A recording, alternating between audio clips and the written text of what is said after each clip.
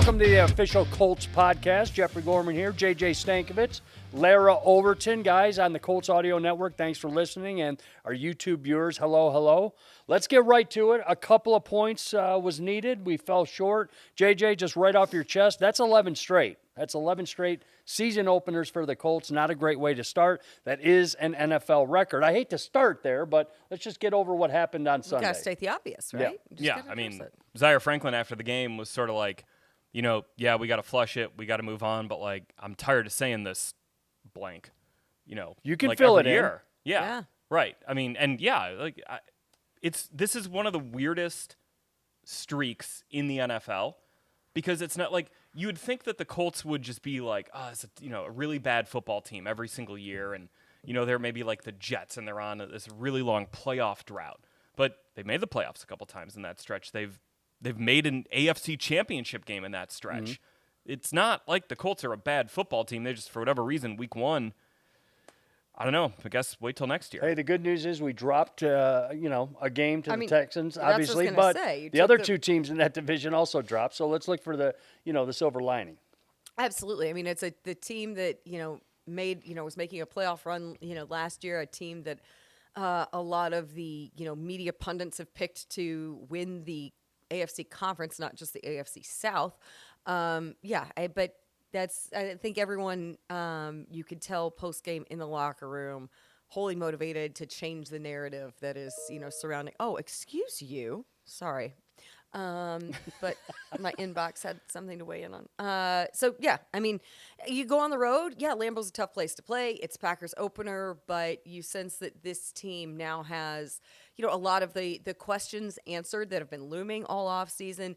And now you have one game under your belt and you have the opportunity to go back and you can actually look at meaningful tape and figure out the things that you're going to need to correct to, get it 1-1. I guess of.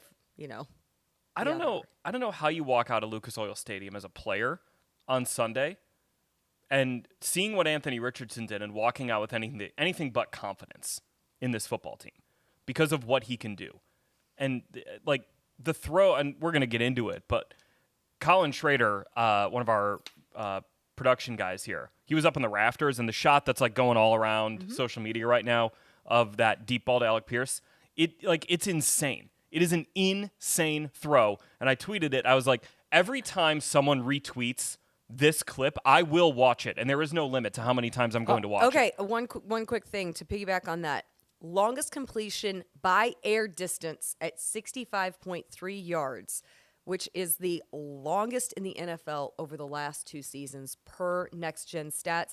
And then there are a number of different people, I was going through on social media, we're saying, I don't care. It's week 1. That's one of the best throws you're going to see all season. Correct.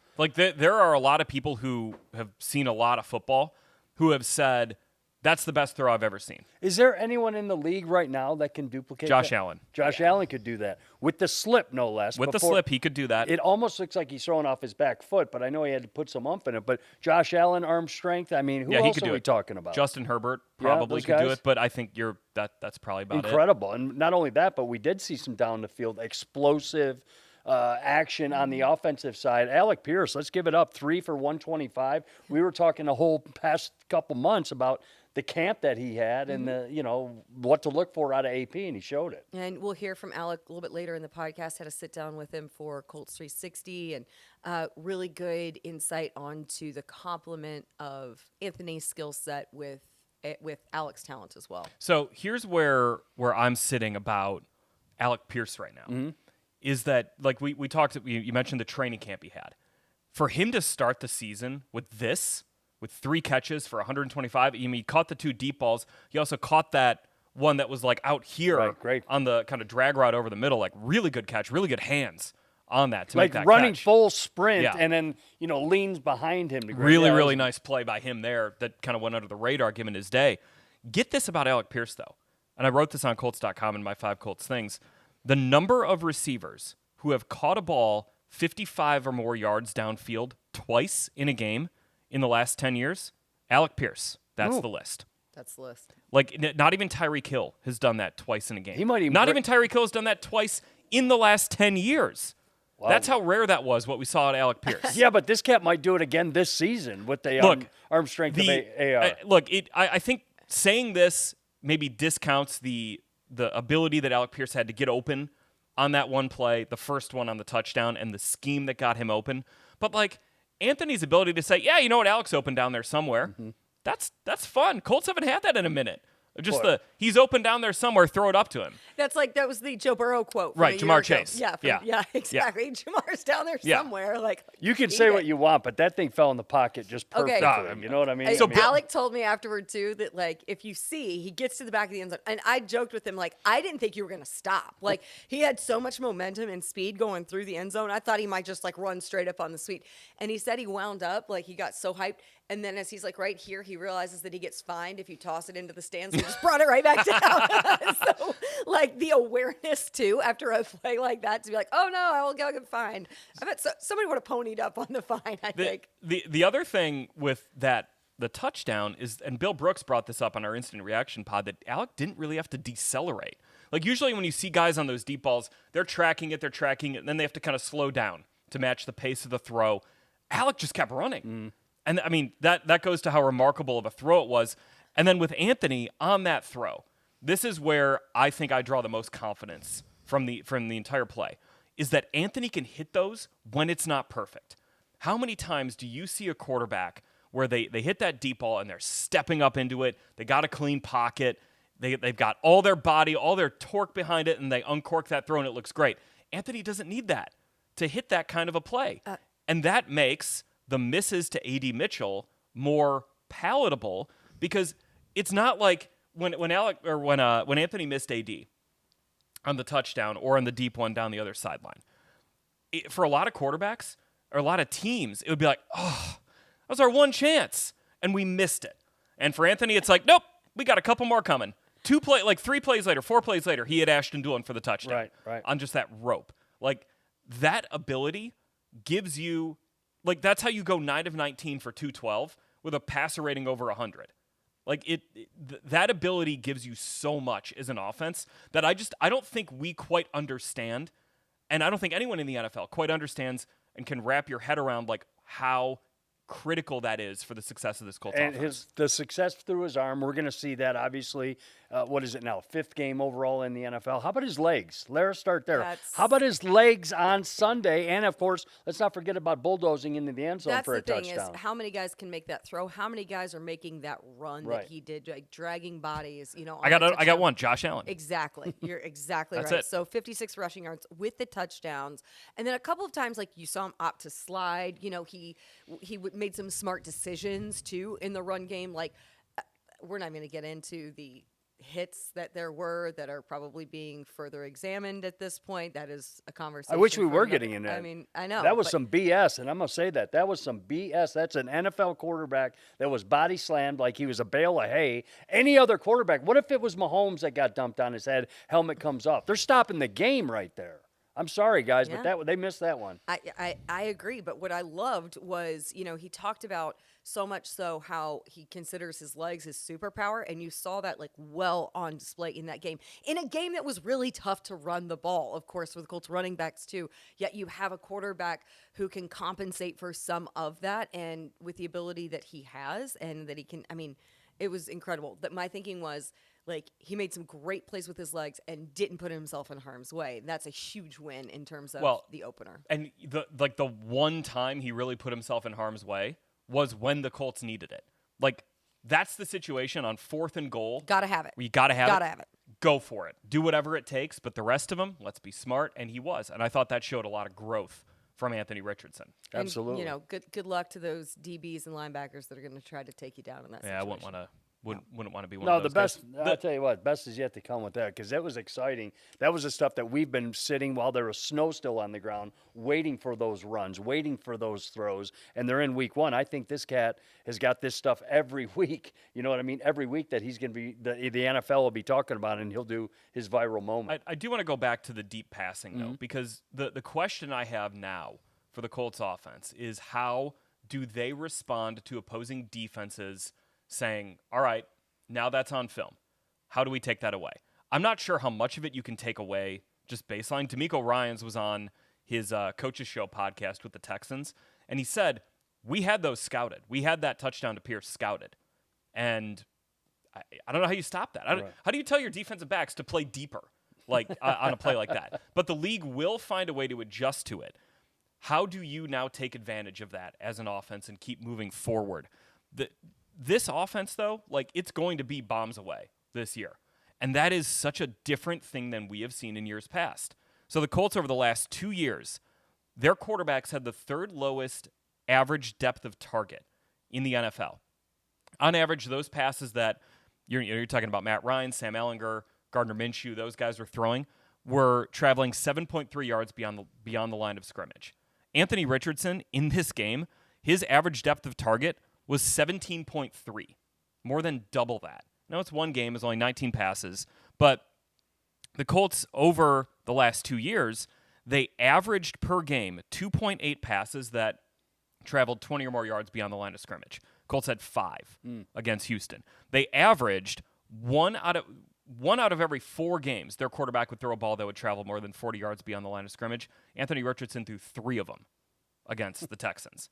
This is going to be so different. Week in and week out. And we know it felt different. And it accentuates the skill set of a guy like Alec Pierce. Yeah. And by the way, it's going to accentuate the skill set of a guy like A.D. Mitchell, who, yeah, they missed some throws, but my goodness, he was open.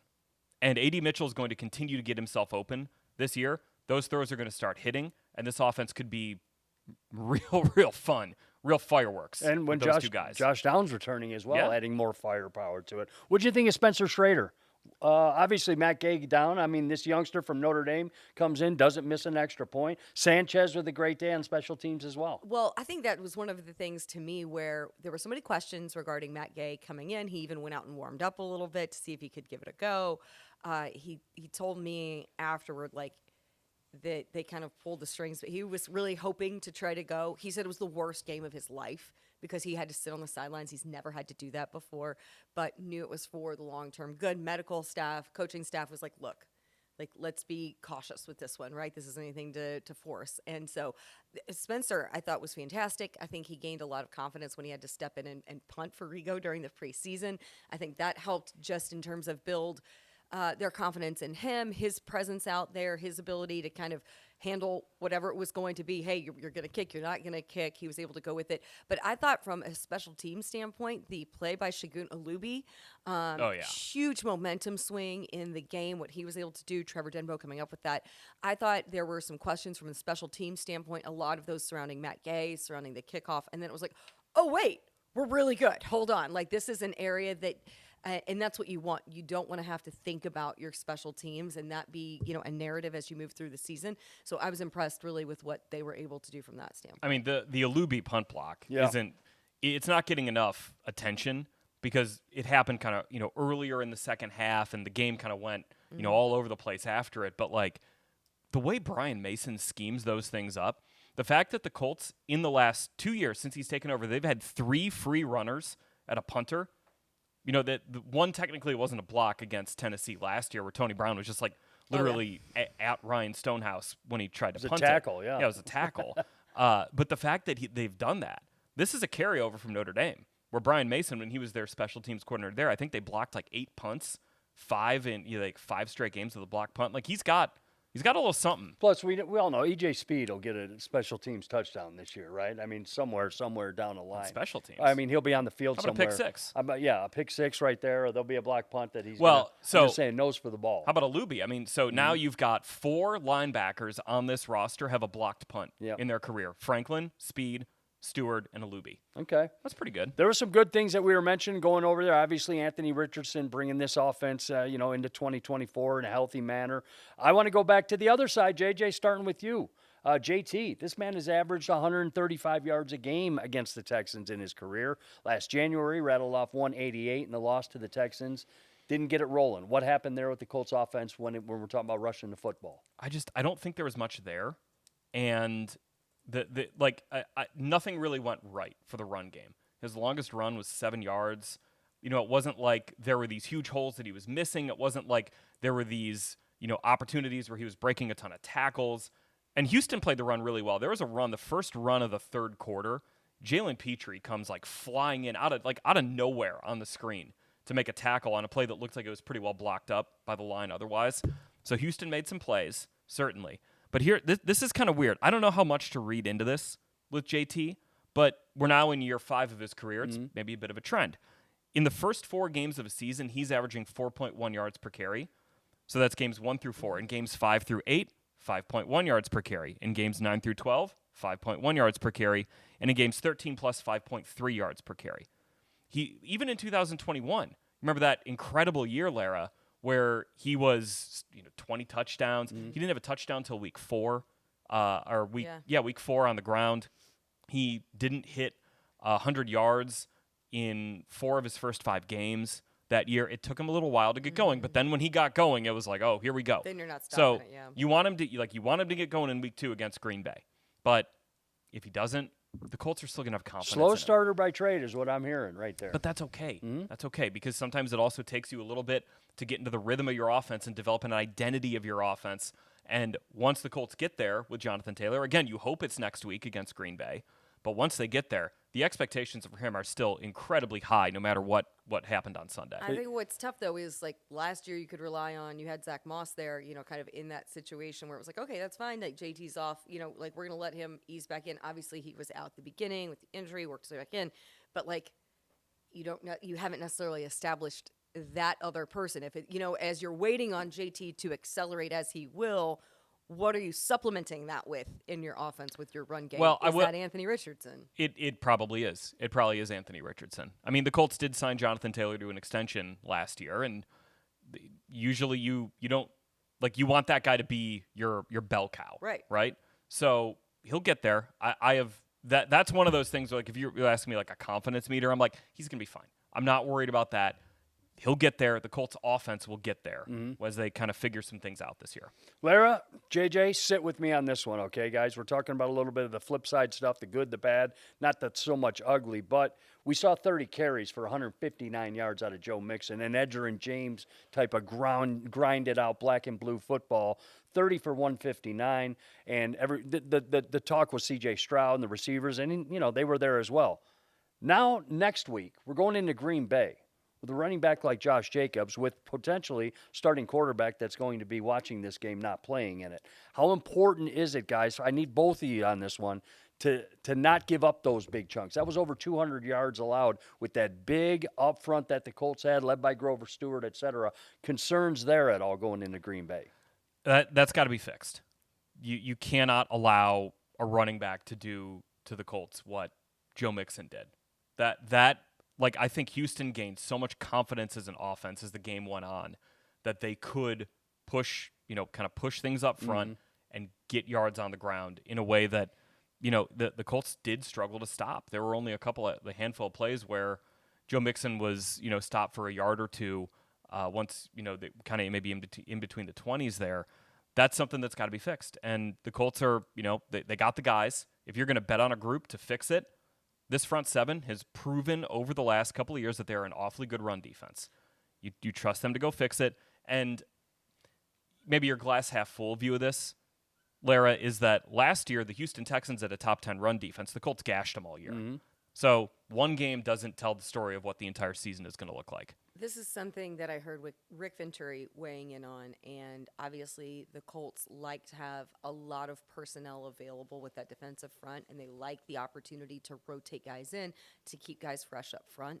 I think you need to examine, though, making sure that you have your best run defenders on the field and as available as possible at all times, because to some degree I feel like you may have given up a little bit in the situations that you were subbing guys out, that maybe you could have prevented some of those, really explosive plays in the run game. But that is also early in the season, week 1. Matt Taylor asked Shane Steichen on Colts Roundtable Live, why 10 defensive linemen dressed for this game, and he said because it's early. You want to be able to rotate. You want to be able to keep guys fresh because you're not, week 8, maybe you can, okay, everyone's kind of they're in the season. You're in it. Week 1, it is the first time you've played a significant number of snaps since last January. So that made sense that you want to get that rotation in there. You don't want to, crush guys in week 1.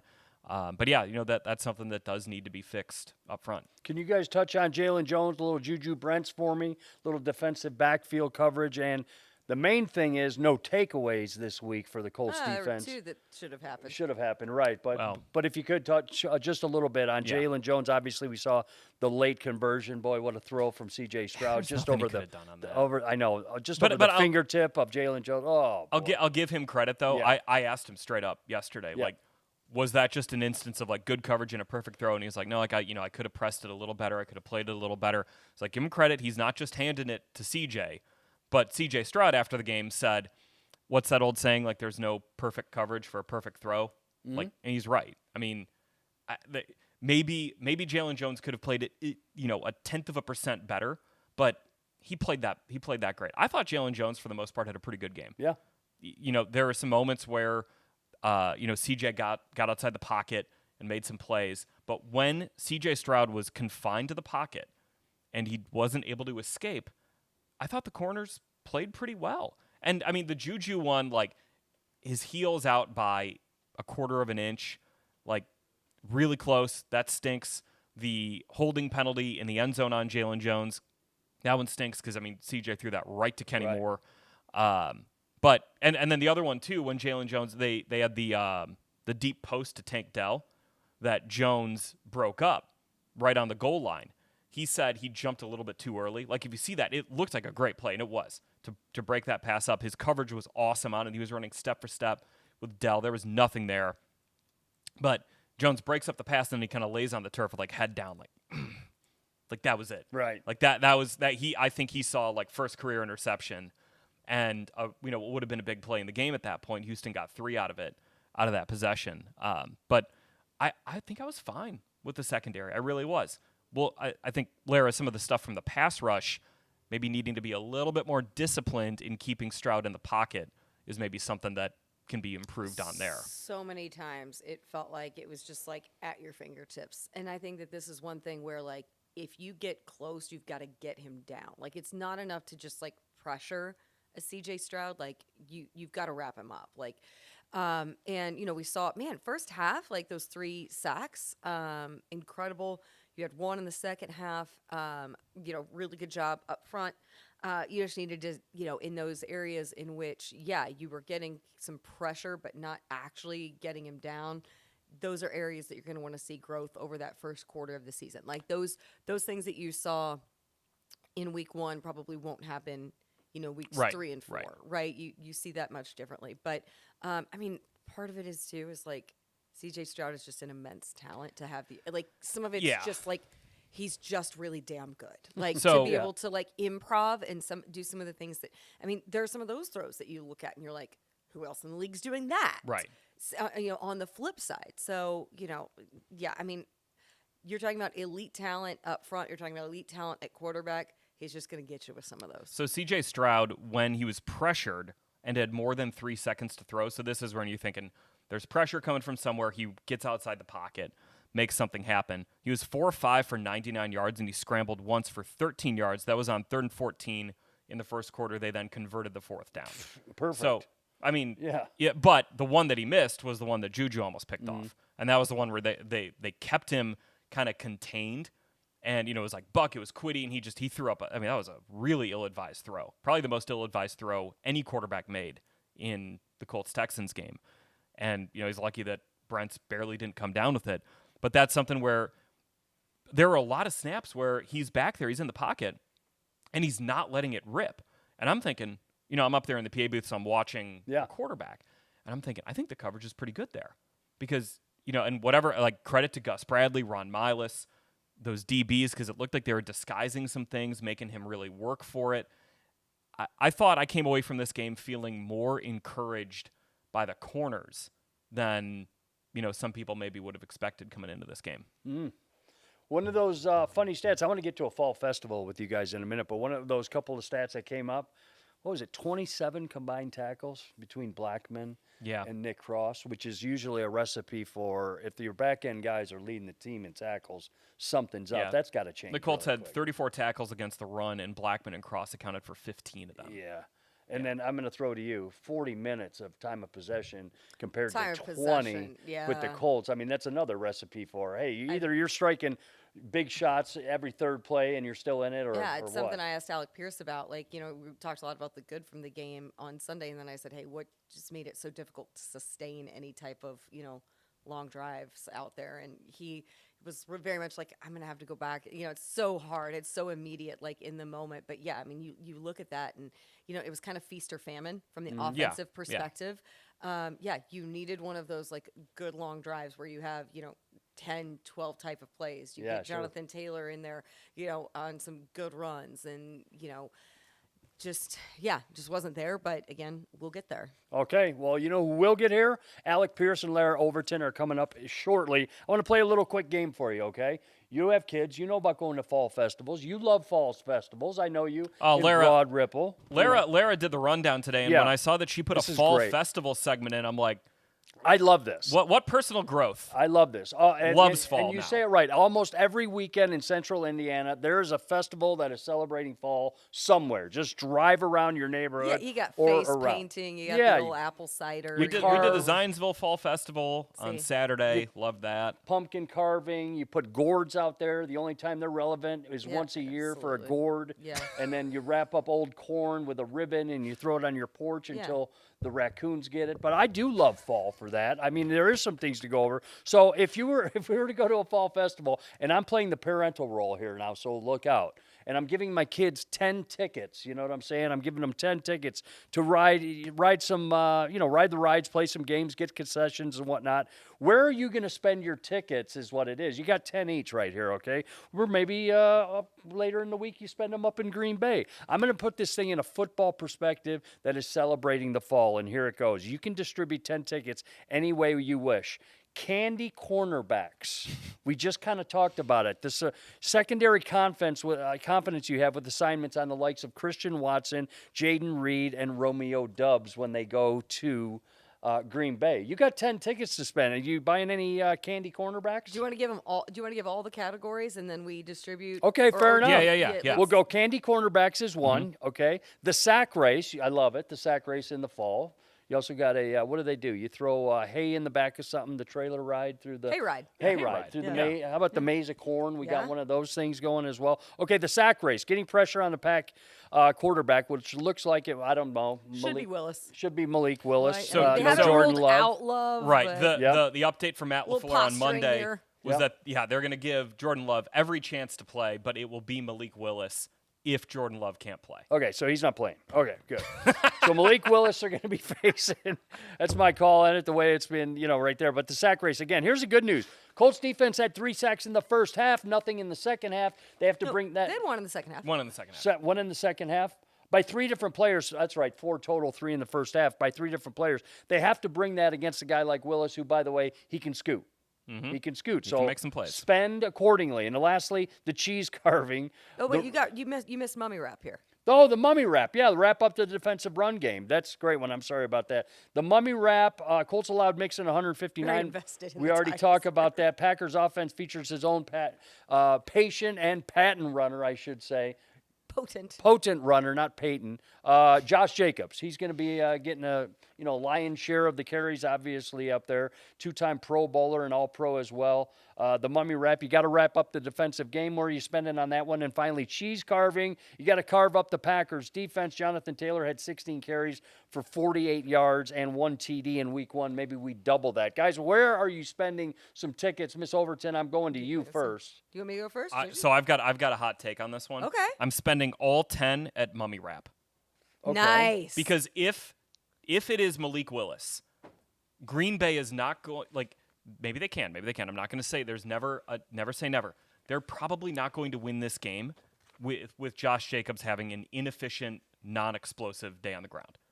It's going to be Josh Jacobs and Malik Willis running the football and trying to be the engine for the Packers offense. But if you get Malik Willis into 3rd and long, that's where you take advantage. I think the sacks will come. I think the turnovers will come if you're able to force him into those spots. But if you let Green Bay dictate the game at the line of scrimmage with Jacobs, who's a really good running back, a veteran like Joe Mixon, and Malik Willis, who's got some juice with the ball in his hands, that's going to be a problem. So I'm sure. spending all 10 at Mummy Wrap. Okay, Larra, what do you got? All right, I'm going 4 on Mummy Wrap because I think that the Colts will have a much more effective day in terms of wrapping up the Packers' run game. I think you'll just see big strides from that. They're going to come in hungry. They're going to look at that tape. They're going to be able to immediately. I have a ton of confidence in what Gus Bradley, that whole group is going to do in terms of implementing some nuances from week 1 to week 2. So I'm going 4 on Mummy Wrap. Nice. I'm also going to go 4 tickets on cheese carving because I think Jonathan Taylor is in a prime position to carve up the Packer run defense. Saquon had a pretty good day against them. Saquon had a really good day against them. I like this for JT. I think that a lot of their attention is going to be going to shift toward what Anthony is going to continue to do and develop in terms of his run threat ability. I think that's going to be a concern that's going to open some things up for JT. I'm going to go 2 tickets. No, I've got 4 more left, right? Yeah, I'm going 2 tickets on the sack race. I think you'll continue really getting good pressure there, have a lot of confidence.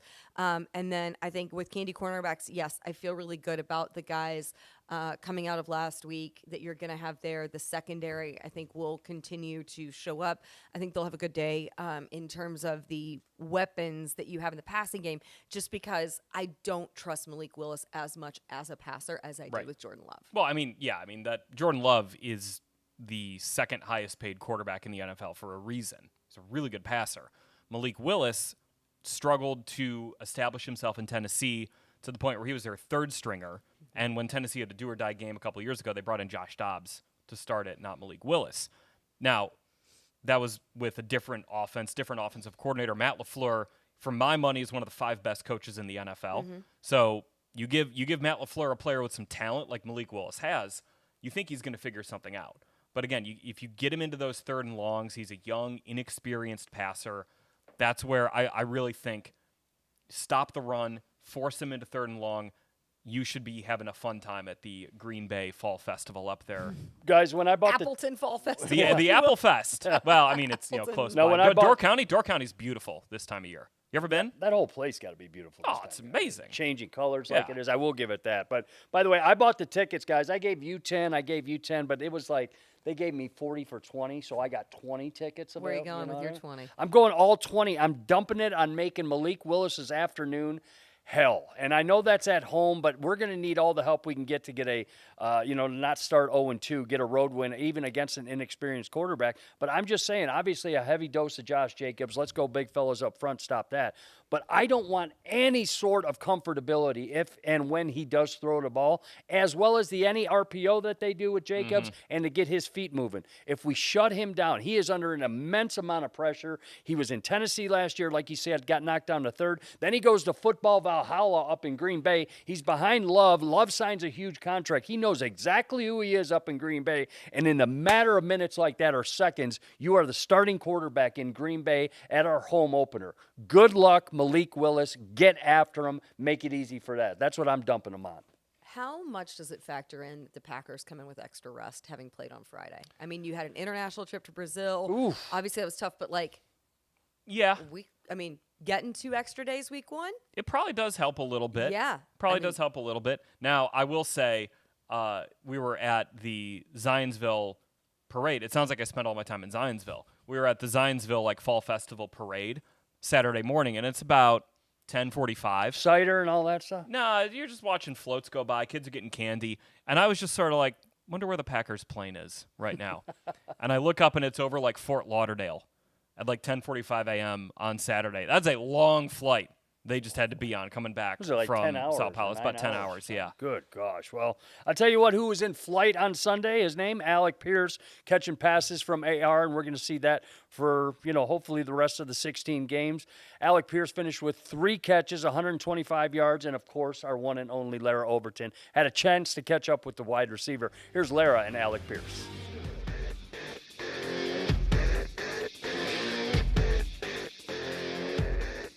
Fresh off a career day, we saw the touchdown, the 125 receiving yards on game day. But Alec, what work went in over the course of the offseason to set yourself up for the type of day that you had at Lucas Oil Stadium week 1? Yeah, a lot of work between, one, really the team, building trust with the coaches, the quarterback, just making plays, training camp, OTAs, all that. Just building trust and, getting them to trust us to be able to push plays down the field. It's been a big emphasis on us trying to be more explosive. So, just getting those opportunities, and then just, for myself, it was just knowing, like, when that opportunity comes, I got to be ready to be able to capitalize on that opportunity and make the play. A stat from last year, there were only 12 players in the league with a minimum of 5 targets of 20-plus yards and not one target incomplete due to error. You were one of those, along like Stephon Diggs, Devontae Adams, like a ton of huge names. You mentioned the explosive plays. How well does Anthony's talent and skill set complement your ability in the passing game? Yeah, obviously you can see from that first ball he threw me, that touchdown, like, not many people are making that throw, if any, other quarterbacks. So he's just a guy that's going to be able to make every single throw on the field, talent-wise, throw the ball 60, 70 yards downfield. So it's fun to play with him because you can just, you just always got a chance. You just got to keep running and trust it and just know that ball's going to be up there and just run under it and go make the play. Especially impressive when he's even like a little off balance, like Yeah. on that. But did you know that? And you probably didn't in real time. No, but I didn't. It took till like after the game. I think someone was talking to me about it, and they showed me the clip, and I was like, oh wow. Like I thought it was just a routine, like from the pocket, good like just easy pass. But no, it kind of slipped a little bit and was able to just get his feet set real quick and throw it off the back foot. It's wild. So wild. And he's always one of the quickest to celebrate. You guys get to your guys. Yeah. Another guy on the sideline who, I think ripped his headset off, Reggie Wayne. Yeah. What have been the words of advice from your receivers, Coach, that, in terms of what we saw capitalize on Sunday? Yeah, he's always been in my corner. He's been kind of telling me to just, hang with it, just keep working, keep getting better, keep proving every day. Working on the little things, getting better at little things, and he's talking this offseason.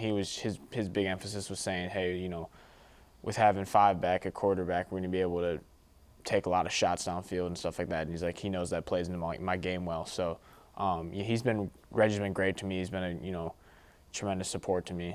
Always in my corner. He's also a guy who had one of his career best performances against the Green Bay Packers in one of the all-time great comebacks for this franchise. So getting a few extra cues this week preparing for Green Bay, right? Yeah, for sure. I need to go back and watch that. We watched that my rookie year. We watched that whole cut of his plays. The orange glove. Yeah, I got to go back and watch that. That was awesome. Especially fitting because although you are a kid from Chicago, you did not grow up a Bears fan. No, I did not. Your allegiance growing up was to the Green Bay Packers. It was, yeah. Why is that? So my dad's family is from Milwaukee, so early on, I think my uncle took me up to Lambeau, and I was probably like 10 or 12 or something. And I just remember they played the Panthers. Steve Smith was balling out there. But yeah, it was super fun going to Lambeau, and I think I just always been a Packers fan since. When you were that age, could you envision yourself one day being, playing in an NFL game at Lambeau Field? I don't know. That's a good question. Maybe. Well, you mentioned your father's family is from Milwaukee. Your grandparents actually live in a retirement community around that area, right? Yeah. We have some Colts watch parties happening in Packer territory?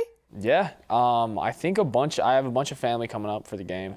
I think a few of my cousins are coming up. My aunt and uncle live up there. I think my grandparents were going to try to make it. I don't know if it's going to happen, but I'm sure they'll be watching at the retirement community. So are they taking over? They're getting some horseshoes infiltrating, Packerland up there? Yeah, I think they said there's a decent amount of Colts fans in there. Or I think a couple of people are from Indiana, so they have a good little Colts crew, and I think they watch the games. They need an AFC team, right? Yeah, for sure. It's a good allegiance. All right, you get in the end zone on Sunday, Lambeau Leap.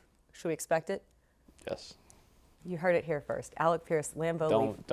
Don't pour beer on me, please.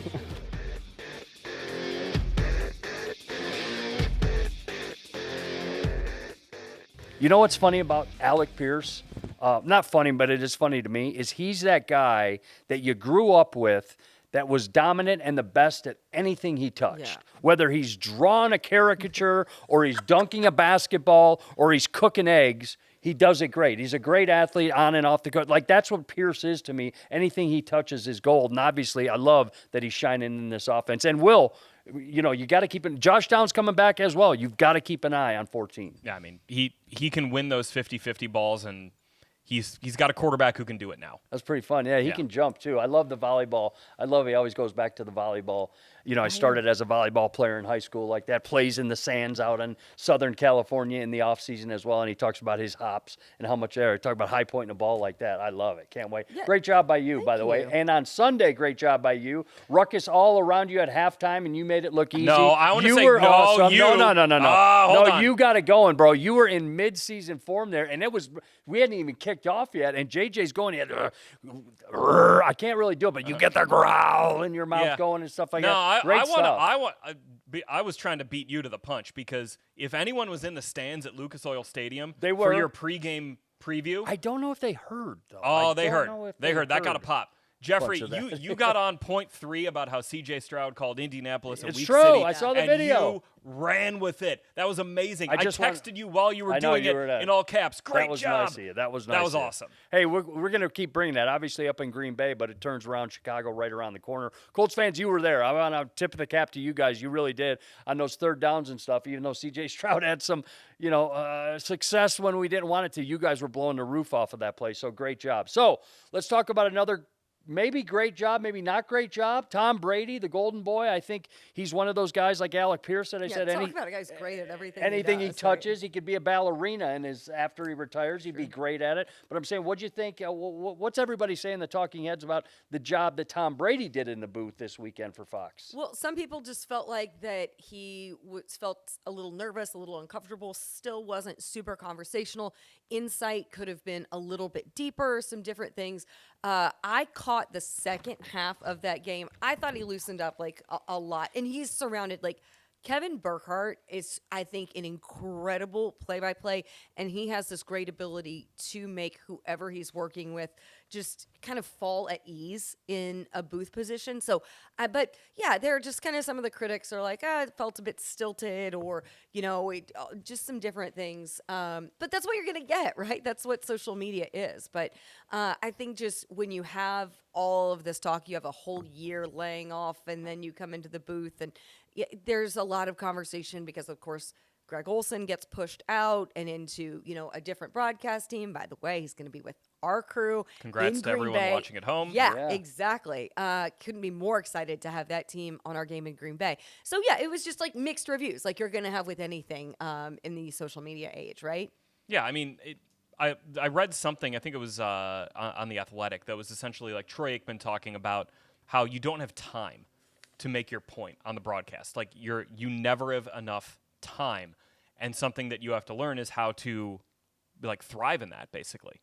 So Tom Brady, I remember reading, I didn't catch much of the game, but there was a point where I think it was Dak threw a touchdown or something, and Brady kind of gave a very surface level analysis going into break, and then coming out of break, he gave a very in-depth, interesting analysis that taught fans something. So I hope we get we'll get there. I hope. Well, and Scott Hansen too, who's incredible on Red Zone, and obviously we don't get to enjoy a whole lot of Red Zone, but I never get to watch it. I know, but so Scott is known so much for his enthusiasm, and he made a comment that he was like, "Come on, Tom, you got to show a little bit more excitement up there." And then he apologized after, but Tom Brady was like, "No, I appreciate it." He thanked Scott Hansen. It was kind of a nice back and forth, but that was one thing, is people just felt like, hey, he could have shown a little bit more excitement, emotion, passion, especially when you have a game like that had so much offensive proficiency, right? Like, he should be feasting on that. I think personally, and I don't know Brady, but I personally think he was like, screw you, Scott Hansen, all right? And then to the public, he's like, he's right. I'm going to go out there. And he's like, Brady with that fiery, I'll beat you on anything I can. No, everything that I heard about it, and I didn't catch too much of it at all. I just saw some clips that were online. He's going to be great at it. I mean, it's going to be great. And he's going to break it open, and he's going to tell us stuff that we never knew about his career. He's going to bring up an old Green Bay game that him and Belichick schemed something up. I can't wait, because he's got one under his belt. So Larra threw this at the bottom of the rundown, and I want to add an addendum to it. So if you could drop any Colts player into the booth for a broadcasting debut on America's Game of the Week, which player would you feel most confident in without having prior game broadcast experience? Great Here's question. my addendum. It can't be Joe Flacco. Oh, okay. Because to me, that when I was thinking about this, I'm like, well, it's Joe Flacco. That's obvious. He's the quarterback. Those guys usually do it. I might also say, can't be Sam Ehlinger, who I think would also be really good. So let's just say no quarterbacks. Because Great. My answer. Who would be great, or who? Your answer was not a quarterback. My answer is not a quarterback. Okay. What do we got? Okay. You want informative, analytical. You also want personality. Give me Zaire Franklin. Yeah. Oh, it's a great call. I'd listen and watch that one. Give me Zaire. Because one thing is Zaire's not afraid to make a stand, have a take on something, or be critical when necessary. That's a lot of times new analysts are afraid to, I don't want to offend anybody, different, they tap dance around it. Zaire has such credibility within the NFL. His voice carries so much weight. I think he can, in an informative way, not in like a slanderous or offensive way, but in an informative and productive way, be able to critique certain things. To me, it's, and two, he's so, first of all, the voice. Let's come on, right? Yeah. Like, you've got the voice, but He should be the PA announcer. Well, yeah, you're fired on your day off. Over here. Right. But That then was also, me on the tackle. Zaire, but also like Zaire's knowledge of like pop culture and different things, where he can implement things into a broadcast that extend beyond football, I think would be really, really fun for audiences. I love that. That's a good one. See, now my gears are turning in because I kind of backs myself into a corner with like I can't take Flacco or Ellinger. You know who I think would be just like a really good listen on a broadcast? I've had some really interesting conversations with Juju Brents. How about that? Okay. Like, I like this. he gets football. Like he can talk football in a way that is very intelligent, but that like I understand as kind of like a layman. And he's a guy too who like he'll tell it like it is a little bit. Now, I mean, talking about a guy who's in his second year, but like every conversation I have with Juju, I feel like it's really interesting. That'd be fun. I'm also going to go back to the fact, like, I mean, it's a little bit of a layup to pick a guy who went to Syracuse to put in a broadcast. Oh, That's yeah. true. And the guy Okay, who so Jalen hosted- Carlisle would be great at it too. Hosted. Oh, there you go. I know. It's right. Homer Mizzou. call. At a Tommy Wadabare, we just got all the good journalism schools Northwestern, covered. that's yeah. right. Indiana, we got nothing. But Zaire did host like a show when he was at Syracuse. Think about that, like a guy He who's also hosts a show now. Yeah. Well, But right. yeah, He has his right, but yeah. podcast In the now, trenches. but like, had a show. Think about being, obviously a captain on the football team. You've got the rigorous education, and then you're also like, oh yeah, I do this weekly show as well, just like on top of it all. So. Okay, I'm going for the pure entertainment value. I hope you guys are okay with that. I don't know what sort of information. I'm sure it's going to be good. He played with a couple of huge programs in the last couple of years. I want to listen to A.D. Mitchell on my broadcast. Love it. And it's got to be by the way, it has to be a Monday, Tuesday, Wednesday, A.D. Mitchell. Because what I've noticed is Thursday open locker room, Friday locks open in. locker room. He locks in, and there's not a lot of humor and fun around him on that Thursday, Friday, Saturday, Sunday. But Monday, Tuesday, Wednesday, that's when you get him. We had him back. He had to record something on the teleprompter yesterday, and he was improving off the teleprompter. Was he good? Yeah. Was he good? Oh, he was great. Okay, but, great. But that was the thing, is he was like reading the script, and he was like, oh, I'm going to do something a little different here on this one. So, to your Okay, point. I just had another thing pop into my head. Who's your Manning cast guest? Like, if you could pick one of these players to go on the Manning cast, because for me, it's Michael Pittman Jr. Oh, Anthony Richardson. Well, I mean, Oh, another. you said can't be quarterback. Are we still with? Yeah, let's stick with can't be quarterback because Richardson's the layup. Like, I would love to have. I mean, are you kidding? Richardson being interviewed by Peyton Manning, that'd be incredible. Quentin Nelson. That's the only person who's going to get Quentin to open up is Peyton Manning. That's true. Like, Good this point. is me. Tough nut to Or crack. Zaire Franklin. Yeah, right. Yeah. Yeah, but I think I'm with you. I like that. Good call on cue. I think Michael Pittman Jr., the entertainment factor of that would be good. like off the charts. Yeah. I'd be locked into that. Yeah. Plus Michael it- Pittman Jr. is sneakily like one of the funniest guys He on is this so team. funny. Yeah. Plus Yeah. the Manning brothers would probably have some, some ducks on and some, you know, a pig running around in honor of his farm and stuff like that on Michael Pittman Jr. That'd be good. It's a good call. It's a good call right there, Elo. I like that. Yeah, What cute. Colts player is going to be next on the Manning cast? That's coming up. Guys, that's a big wrap for us. We got an official Colts podcast also coming up on Thursday, getting you ready for the Green Bay game. But more importantly, if you want to find out what this team is looking like and what is going to happen in the future, follow these two on Twitter X at Larra Overton, at JJ Stankevitz, and of course on Colts.com. If you're listening on the Colts Audio Network, thank you. YouTube viewers as well. Anything before we say goodbye, guys? Uh, Give me it. just keeping an eye on probably DeForest Buckner, Josh Downs, and Matt Gay this week. You will be. That's kind of the news of the week here. That's right. Those three guys and what their injury status will Hey, be. get yourself a bratwurst up there when you're there, LO. Come on. I'm good. I'll take a spotted cow, though. I was going to say, I think it's been pretty well established that Larra doesn't eat pork products. Okay, fair enough. Like you're anti. I'll get a curd. Yep. You know, No. the cheese curd. I'll Yeah. have a curd or two. Off-season show. I'm just letting all viewers and listeners right now. Nah, I'm good. The show with Larra Overton that her and I are going to do, which every answer is pretty much, nah, I'm good. Bacon. Nah. I'm good. How about this movie? Nah, I'm good. Guess who's coming to town to play a show? Nah, I'm good. The Larra Overton show. That's coming up. Guys, thanks for the help. Drew, thanks for being patient behind the camera there. I know we're blabbering on and on and on. Colts.com has all the latest information. Again, at JJ Stankevitz, at Twitter X, at Larra Overton. I'm Jeffrey Gorman. Talk to you guys down the road.